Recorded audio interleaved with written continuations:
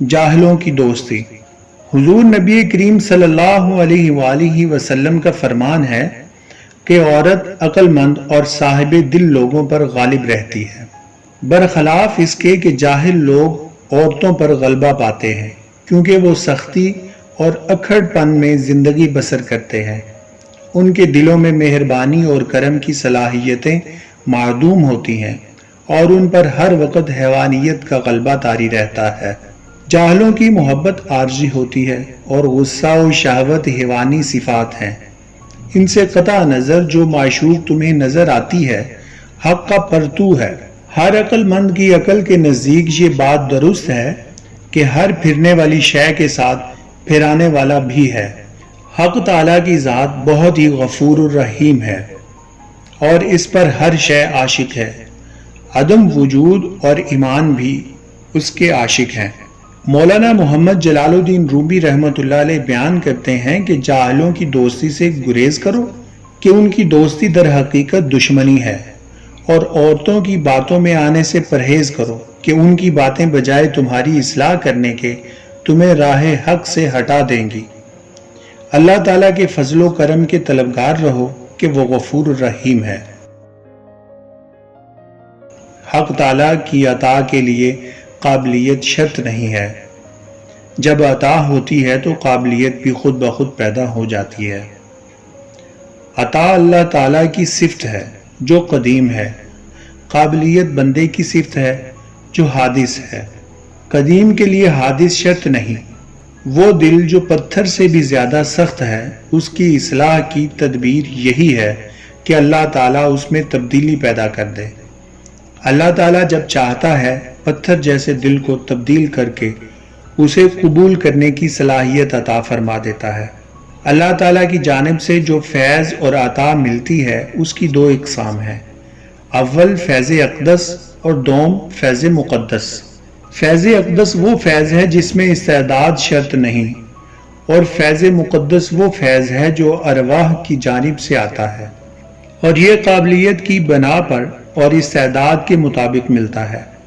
حضرت موسیٰ علیہ السلام کی لاٹھی اور ید بیضا فیض اقدس کی مثالیں ہیں، اور تمام انبیاء کرام علیہ السلام کے معجزات اسی کی مثل ہیں جس میں استعداد شرط نہیں ہے۔ اگر ہر شے میں استعداد اور قابلیت شرط ہوتی تو پھر کوئی معدوم وجود میں نہ آئے، اور جو معدوم ہے اس میں استعداد کی قابلیت کیسے ہو سکتی ہے؟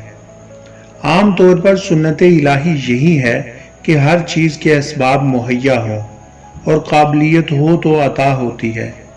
معجزے یعنی فیض اقدس محض مشیت الہی سے ظہور میں آتے ہیں۔ ویسے تو عزت اسباب سے حاصل ہوتی ہے، لیکن اللہ تعالیٰ کی قدرت میں ہے کہ وہ بلا سبب بھی عزت عطا فرما دے۔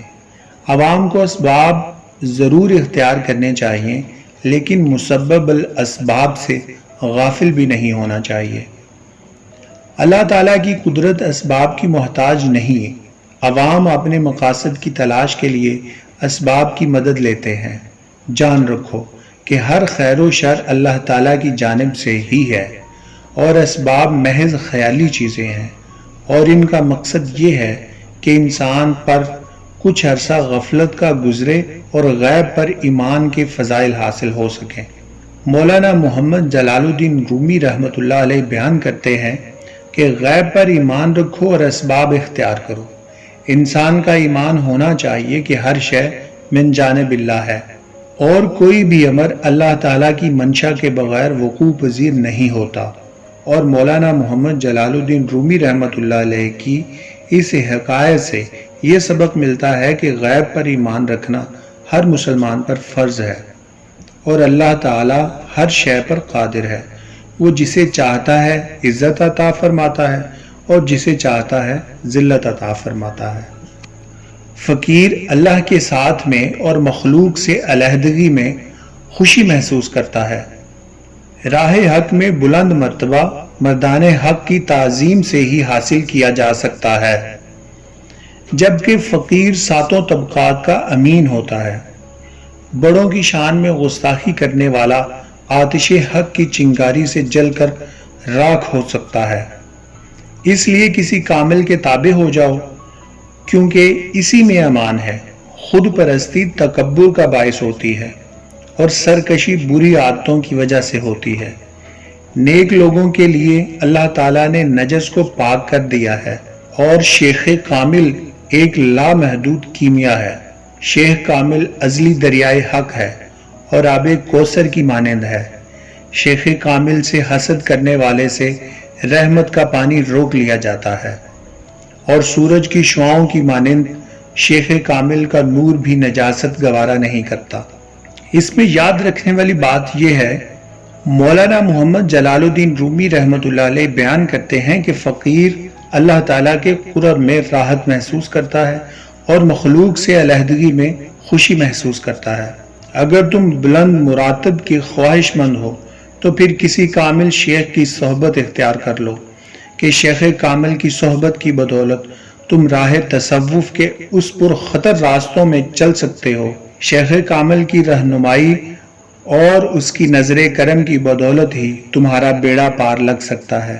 بس تمہیں چاہیے کہ تم شیخ کامل کے دستے حق پر بیعت کرو اور ہمہ وقت ان کی خدمت کر کے وحدت حق سے ہمکنار ہو جاؤ۔